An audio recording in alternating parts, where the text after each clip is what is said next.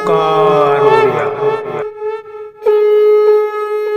नमस्कार फ्रेंड्स, ओंकार ओडिया चैनल रे आपण मन को स्वागत। फ्रेंड्स, जदि आपण कौनसी मध्य स्त्री ठारू से विवाहिता हुंतु किंबा अविवाहिता आपण गभीर स्नेह प्रेम चाहूँगी, मात्र सत चेष्टा सत्वे से आपंकर स्नेह प्रेम भागीदार हो पारना, तेबे आज क्षुद्र भिडियो प्रदत्त वशीकरण विधिटी को अनुसरण करूँ। से जो भली प्रकृतिर स्त्री होता ना कहीं आपन ताको निश्चित भाव में यही प्रयोगटी करने मात्रे ही प्राप्त करेंगे। यह जो भली भाव में आप जेकोसी स्त्री बा महिला को अत्यंत सहजरे स्नेह प्रेम संपर्क में प्राप्त करेंगे, से भाव में कौन नारी चाहिए पुरुष बंधु मान सहजरे प्राप्त करेंगे। यही शक्तिशाली तंत्रोक्त एवं मंत्रोक्त तोटका क्रियाटी को संपादन करने से भली कौन विशेष सामग्री आवश्यक नहीं किंबा से भली कौन विशेष नीति नियम निष्ठा नहीं, खूब सहज ढंगरे एवं शक्तिशाली ढंगरे आपण माने वशीकरण विधिटी को संपादन करेंगे। खूब कम समय मात्र 2 मिनिट मध्य ही आपण माने क्रियाटी को संपादन करी आपण चाहूथिबा जेकोसी महिला स्त्री सहकर्मी बांधवी हुंतु तांको प्राप्त करी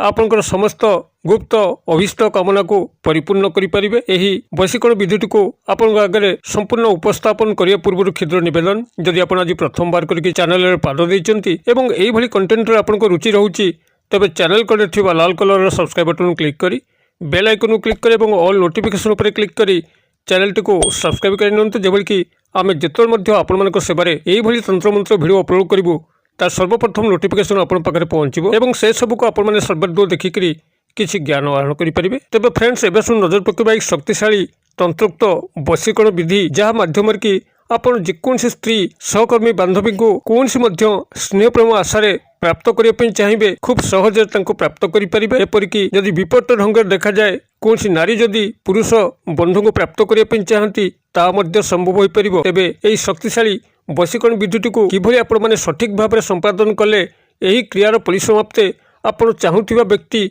से नारी हुंतु बा पुरुष तांको सहजरे प्राप्त करेंगे।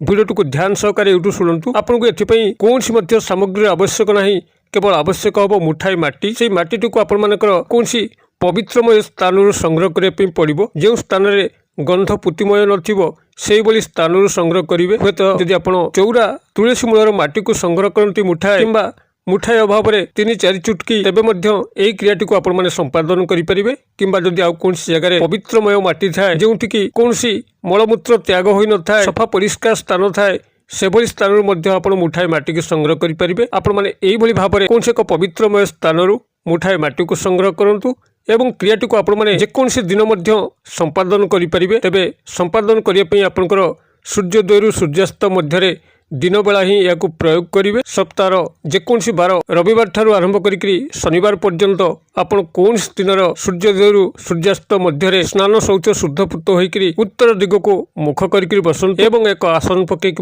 बसी थे। आपंकर शुद्धता को ध्यान रखिथे एवं मौनता को ध्यान रखिथे, एकांतता को ध्यान रखिथे। एभली समय आपण माने प्रयोग करेंगे जो समय कि आपण डिस्टर्ब हेबे नहीं, पाखापाखि कौन व्यक्ति आपको बाधक पहुँचेब ना किंबा मोबाइल फोन पाखे रखिले स्विच ऑफ करेंगे। हे तो कॉल आसीगले आपंकर क्रियार व्याघात आसो। यही एक एकांत मुहूर्त देखिकी आपंकर गृह हो कि निर्जन प्रांतर हो कि कौन स्थान हो सप्ताह कौन दिन सूर्योदय रु सूर्यास्त मध्य आपण उत्तर दिग मुख होकर एक आसन पकईकरी बसंतु एवं ये जो माटी को आपण माने संग्रह कर बामहस्तर पापुली भितर मुठेकी रखंतु एवं संपृक्त व्यक्ति नारी व पुरुष को गभीर भाव ध्यान करूँ। जो संपर्क आपण तांकठारु आशा करुचंती से संपर्क एक काल्पनिक पॉजिटिव चित्र आपणकर मन मध्य को आणतु। जेतबेले आपको लगे कि आपण तांक सह सेही संपर्क रे लीन होउचंती, जो संपर्क आपण माने तांकठारु आशा करंती से संपर्कर काल्पनिक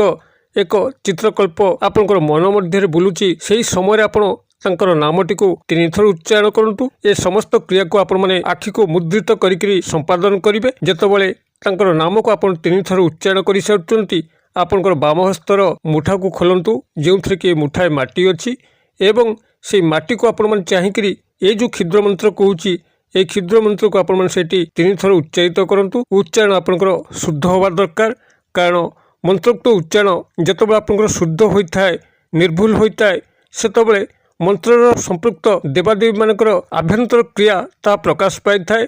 जदि मंत्रटी को आपण माने कदर्थ ढंग से बोलिबे तेबे मंत्र अधिष्ठाता देवता पाखे आपंकर गुहारी पहुँची पार ना एवं यही मंत्रोक्त वशीकरण विधिटी विफल हम। अतएव आपण मैंने जितेबाला मंत्रटी को उच्चारण करेंगे सठिक एवं निर्भुलता सह उच्चारण करेंगे एवं यार एक सफल विनियोग आपण मैंने करेंगे। मंत्रटी आपंकर यही लोम लसय अमुक क्रूम क्रूम नीर आहे वसयम। माउथर कहीदे लोम लसय अमुक क्रूम क्रूम नीर आहे वसयम। मु बनान डाकी दौची लोम ल ओकार महलंत लसय ल तालबेश अंतस्तय अमुक क्रूम क्रूम क र फला हसोकार महलंत क्रूम क्रूम नीर न दीर्घिकार र आहे आ ह एकार वसयम ब तालबेश अंतस्तय म हलंत। एभली भाव मंत्रटी आपंकर रोचे लोम लसय अमुक क्रूम क्रूम नीर आहे